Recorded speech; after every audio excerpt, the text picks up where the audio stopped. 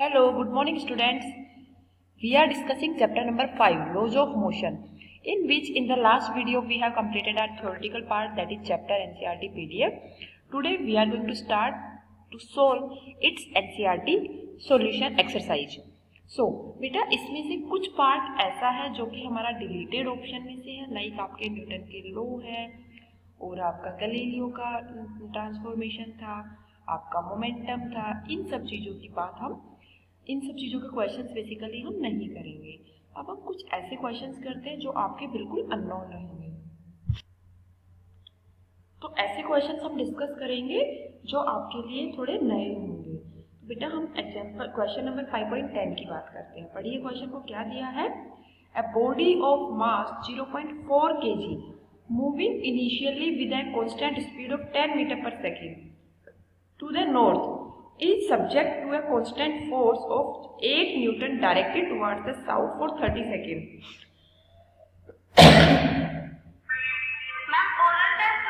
It means तो एक body है बेटा जिसका मास आपको 0.4 kg गिवन है, उसकी जो स्पीड है वो नॉर्थ डायरेक्शन में है। कितना स्पीड दिया हुआ है? 10 मीटर पर सेकेंड, और उसके ऊपर एक फोर्स अप्लाई हो रहा है बेटा 8 न्यूटन। वो फोर्स कितने टाइम तक अप्लाई हो रहा है? 30 सेकेंड तक का। और फोर्स की डायरेक्शन कैसी है? Towards south. आपको पता है फोर्स कैसी क्वांटिटी है? वेक्टर क्वांटिटी है। तो फोर्स में इसके मैग्नीट्यूड के साथ में इसकी डायरेक्शन भी मैटर करेगी। तो 8 न्यूटन फोर्स डायरेक्टेड हो रहा है हमारा साउथ की तरफ। Take the instant the force is applied to be at t is equal to 0। हमने t इज इक्वल टू 0 पे इनिशियली फोर्स अप्लाई किया है। The position of the body at that time to be x equal to 0। तो initial point के ऊपर हमारा position भी 0 है और टाइम भी 0 है। Predict its position at t equal to -5 second, 25 second and 100 second. तो हमें अलग अलग टाइम के ऊपर बेटा इसकी पोजीशंस की बात बताई हुई है। तो हमारे पास यहाँ क्या होगा? m is equal to 0.4 kg दिया हुआ है, u is equal to 10 metre per second है, और फोर्स अगर हमने 0.4 kg को अपवर्ड डायरेक्शन को पॉजिटिव लिया है तो वर्टिकल डाउनवर्ड में हमारा टुवर्ड साउथ कैसा हो जाएगा बेटा? नेगेटिव हो जाएगा। तो फोर्स हमारा कितना होगा? -8 न्यूटन। तो अगर हम force is equal to m into a करके एक्सीलरेशन यहाँ से फाइंड आउट करना चाहते हैं तो हम एक्सीलरेशन देखेंगे a is equal to f/m, it will give to -20 metre per second square. तो अब हमें इसकी पोजीशन फाइंड आउट करते। बेटा आप सेकंड जो इक्वेशन थी मोशन की उसमें आपने देखा था क्या इक्वेशन होती है? s is equal to ut plus half at square. तो मोशन की सेकंड इक्वेशन से हमें पता है बेटा क्या होती है? s is equal to ut plus half at square. अब हमें सबसे पहले पोजीशन निकालनी है -5 सेकेंड पे। इट मीन्स कि t हमें दिया है, a हमने फाइंड आउट कर लिया है, u इनिशियल वेलोसिटी हमें दी है। तो can we find out the position? Yes. तो you can find out s is equal to 10 into -5 plus 1/2 0 into -5 का स्क्वायर। ये हमारा क्या आ गया बेटा? पोजीशन आ गई -5 सेकेंड पे। In the similar way we can find out the position at t equal to 25 second. 25 पे हमारा एक्सीलरेशन ये होगा और हमारा जो पार्टिकल की पोजीशन है वो आ जाएगी -6 किलोमीटर। 6000 मीटर आएगी, बहुत बड़ी क्वांटिटी है इसलिए हमने इसको किलोमीटर में कन्वर्ट कर दिया है। सेम वे में हम इसमें क्या करेंगे? निकाल लेंगे बेटा position at t equal to 100 second. तो इसी तरह से हम इसमें सारा क्वेश्चन कर लेंगे। अब हम इससे अगले क्वेश्चन की बात करते हैं बच्चे। अगला क्वेश्चन हम देखते हैं 5.12। तो क्या है आपका अगला question? The Bob of a mass 0.1 kg hung from the ceiling of A room. एक बॉब है जिसका मास है 0.1 kg, उसको आपने एक रूम की सीलिंग से लटकाया हुआ है। जिस स्ट्रिंग से उसको लटकाया है that length of that string is basically 2 metre. वो जो स्ट्रिंग है वो आपकी ऑक्सिलेट कर रही है। अब क्या पूछा है आपसे? The speed of the bob is at its mean position. Is 1 metre per second. बेटा ये हमारा कोई भी ऑसिलेशन होता है, इसमें ये वाली जो पोजीशन होती है सेंटर वाली, ये हमारी मीन पोजीशन होती है। मीन पोजीशन के ऊपर स्पीड मैक्सिमम होती है। और यू कैन से अगर हम दोनों एनर्जी की बात करते हैं, काइनेटिक और पोटेंशियल, तो मीन पोजीशन के ऊपर किसी भी पार्टिकल की पोटेंशियल एनर्जी 0 होती है, काइनेटिक एनर्जी मैक्सिमम होती है, जस्ट बिकॉज की उसकी वेलोसिटी मैक्सिमम होती है। जब ये पार्टिकल लेफ्ट और राइट में इस तरह से मूव करता रहता है, लाइक ए पेंडुलम, आपने अपने घर में या किसी भी जगह पे वॉच देखी होगी, वो अपना लेफ्ट राइट मूव करता रहता है।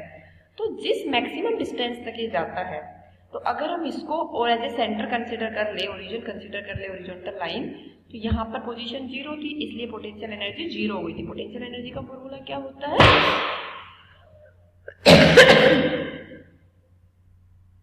mgh। जब हमारा मीन पोजीशन के ऊपर है तो उस केस में पोटेंशियल एनर्जी 0 होती है और काइनेटिक एनर्जी हमारी मैक्सिमम होती है। अब हमारा नेक्स्ट केस आता है जब हमारा पार्टिकल एक्सट्रीम पोजीशन पे है। बेटा जो दोनों साइड में, लेफ्ट और राइट में जो ये वाले पॉइंट्स कहलाते हैं, इनको कहते हैं एक्सट्रीम पोजीशन। तो एक्सट्रीम पोजीशन के ऊपर पार्टिकल की जो काइनेटिक एनर्जी है वो 0 होती है और पार्टिकल का जो पोजीशन है वो यहाँ से देखो, ओरिजिन जहां हमने माना था ये वाला पॉइंट, इस डिस्टेंस से कुछ हाइट के ऊपर है। तो ये हमारा क्या कहलाता है बेटा? ये हमारा कहलाता है पोटेंशियल एनर्जी। तो ये h आ गया, तो हमारा पोटेंशियल एनर्जी लाई करेगी और यहाँ पर पार्टिकल की वेलोसिटी 0 हो जाती है, इसीलिए पार्टिकल एक बार 0 के बाद में ऑपोजिट डायरेक्शन में वेलोसिटी ट्रेस करना स्टार्ट करता है। तो इस तरह से हमारा पार्टिकल मूव करता रहता है। अब आपको क्या दिया है बेटा? ये मैंने आपको बेसिकली सबसे पहले आपको बोब क्या होता है, ऑसिलेशन क्या होता है, उसको डायग्राम की हेल्प से एक्सप्लेन करने की कोशिश की है। अब हम देखते हैं बेटा, the speed of the bob at its mean position is 1 metre per second. इसकी स्पीड कितनी दी है? 1 मीटर पर सेकेंड दी है। Then what is the trajectory of the bob if the string is cut when the bob is at one of its extreme position. या तो Bob इसके एक एक्सट्रीम पोजीशन के ऊपर है और बी पार्ट है जब बोब इसकी मीन पोजीशन के ऊपर है। तो एक्सट्रीम पोजीशन मैंने आपको बताया बी वाली होगी, मीन पोजीशन ए वाली होगी।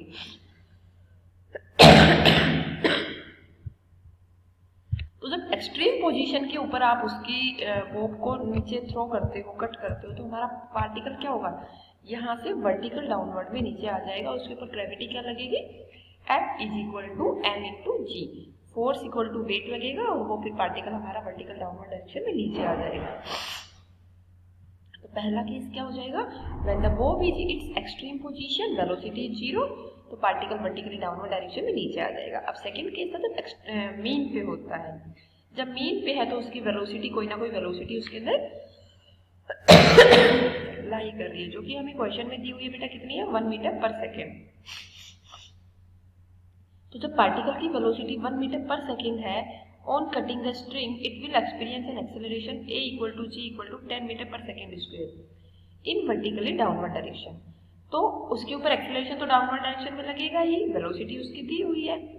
अब हम क्या देखेंगे कि पार्टिकल हमारा इस केस में इस तरह से ये इधर भेजेगा और हमारे पार्टिकल की एक्सेलरेशन इधर लगेगा और पार्टिकल कुछ इस तरह से नीचे आएगा, जिस तरह से मेरा कर्व जा रहा है, मतलब कि पैराबोला के टर्म में नीचे आएगा।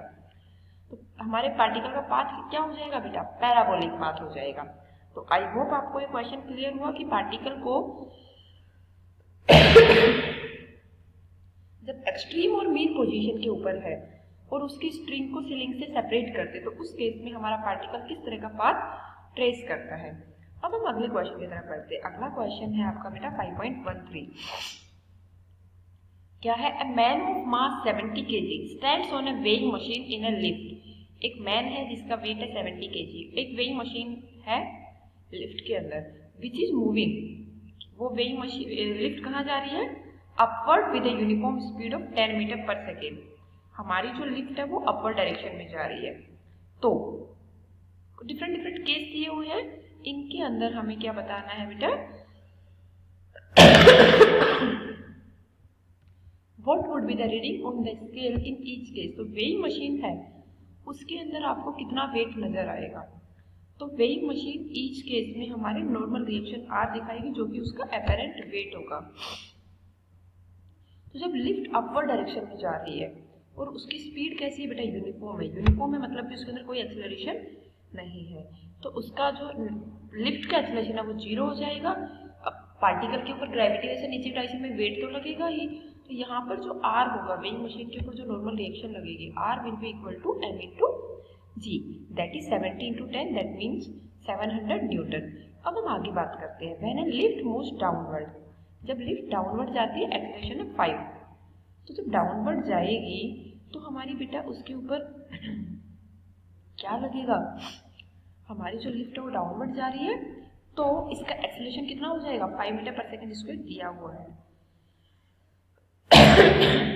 तो नॉर्मल रिएक्शन अपवर्ड डायरेक्शन में लगेगी, एक्सेलरेशन डाउनवर्ड में है, तो हमारा इस केस में जो नेट एक्सेलरेशन हो जाएगा वो क्या हो जाएगा, g माइनस a। तो नॉर्मल रिएक्शन क्या हो जाएगी बेटा, m इंटू ए, तो net acceleration is here g minus a, तो नॉर्मल रिएक्शन कितनी हो जाएगी, m into g minus a. It means 70 into 10 minus 5, it means 10, तो 70 into 5 that is 350 newton. Next case है आपका, जब लिफ्ट अपवर्ड डायरेक्शन में जाती है with the same uniform acceleration, तो उस केस में हमारा ये केस ऑपोजिट हो जाएगा। जो नेट एक्सेलरेशन हो जाएगा वो कितना हो जाएगा बच्चे, g प्लस ए, तो वो कितना हो जाएगा 1050 न्यूटन आ जाएगा। अब हमारा आता है बेटा next case, what would be the reading if the mechanism failed, मतलब लिफ्ट हमारी ब्रेक हो जाती है। It hurtle downly freely under gravity, तो उस केस में हमारा जो बॉडी का एक्सेलरेशन है लिफ्ट का और जो ग्रेविटी है वो दोनों बराबर हो जाएंगी, तो a इक्वल टू जी हो जाएगा। उस केस में तो g माइनस जी क्या हो जाएगा, 0 नेट एक्सेलरेशन, तो नॉर्मल रिएक्शन 0 हो जाएगी, बॉडी हमारी फ्री फॉल अंडर आएगी, तो हमारी बॉडी जो है वो फ्रीली फॉल करेगी। तो आई होप आपको ये क्वेश्चन भी क्लियर हुआ। अब बढ़ते हैं हम इससे आगे। इससे आगे बेटा हम देखते हैं ये वाला question 15। Two bodies of mass 10 kg and 20 kg respectively kept on a smooth horizontal surface are tied to the ends of a tied string. एक 10 kg है, एक 20 kg है, उनको हमने टाई किया हुआ है। ऐसे क्वेश्चन हमने देखे थे पहले भी। एक ओरिजेंटल फोर्स है 600 न्यूटन का, जो कि आपने ए के ऊपर अप्लाई किया, फिर हमने बी के ऊपर अप्लाई किया, तो अलग अलग केस हैं, और डायरेक्शन क्या स्ट्रिंग के अलोंग ही है। तो हमसे पूछा है कि जो स्ट्रिंग के अंदर ये फोर्स अप्लाई करने पे जो टेंशन हो जाएगी वो टेंशन दोनों केस में कितनी होगी। तो देखो फर्स्ट केस है जब हम ए के ऊपर फोर्स अप्लाई कर रहे हैं, तो ए हमारा लेफ्ट में है, तो लेफ्ट में फोर्स अप्लाई होगा दैट इज 600 न्यूटन। ये 10 kg ये 20 kg दोनों को स्ट्रिंग से बांध दिया है। एक्सेलरेशन क्या हो जाएगा बेटा, हमारा फोर्स है 600, तो F equal to m into a कितना हो जाएगा 10 प्लस 20, इट मीन्स 30 kg। तो हमारा जो नेट एक्सेलरेशन है that will give us 600 upon 30, it means 20 metre per second square. अब हमसे टेंशन पूछी है बेटा, तो टेंशन के लिए अगर हम यहाँ पे इक्वेशन बनाएंगे तो देखिए क्या आएगा, 10 kg का जो मास है वो हमारा इधर जा रहा है, एक्सेलरेशन हमें 20 मीटर पर सेकेंड स्क्वायर पता चल गया है, उतना ही हमारा इधर टेंशन अप्लाई होगा। तो अब क्या बोलोगे, अगर 600 की डायरेक्शन पॉजिटिव ले लेते हैं तो 600 तो पॉजिटिव आएगा, t उसके ऑपोजिट में है, इट मीन्स कि 600 माइनस t, और एक्सेलरेशन हमारा 600 की डायरेक्शन में, इट मीन्स कि वो पॉजिटिव आएगा। इज इक्वल टू 10 kg है, उसके ऊपर एक्सेलरेशन अप्लाई हो रहा है 20, तो 10 इंटू 20, तो यहाँ से t की वैल्यू क्या आ जाएगी बेटा 400 न्यूटन।